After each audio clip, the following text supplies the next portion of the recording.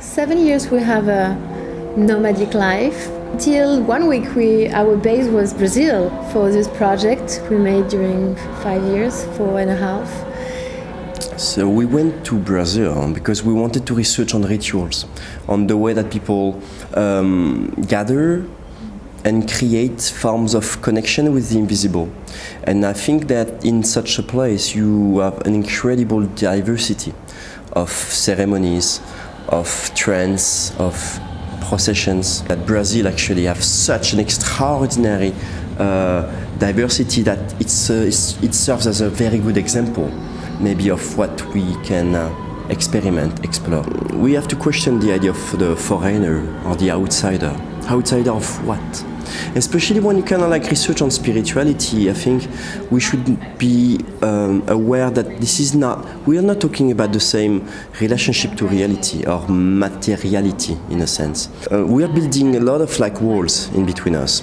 And I guess our desire was actually to explore how can we actually go beyond those walls. How do we create bridges in between humankind, you know? I do not see humankind as divided into cultures. I just see it as an extraordinary diversity of paths through ages, and now it's probably time to reconnect to, you know, how do we unify ourselves again? It's very important, I think, for our society. And the installation, you can see it was the idea to create this unity also in this diversity. And to see with the ants, you will see always ants passing to the others, and to create this really, you know, unity between all this diversity in Brazil. So it was really our desire, yeah.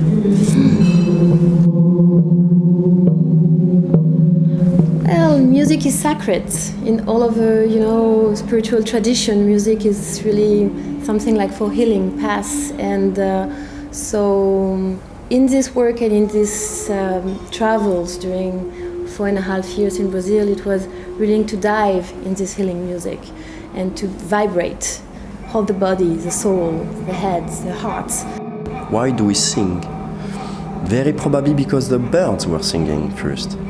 And in a sense, how do we harmonize ourselves? How we tune ourselves with nature?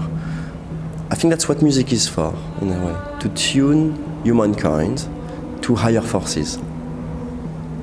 And in the exhibition, the proposition we have, it's really to give the opportunity to people to have this time to meditate, to let it go, to be with the music, and to have this music, power of the music enter in the body, and to give the space here in the museum, in this installation, to really be with the music. This installation have no beginning nor ending.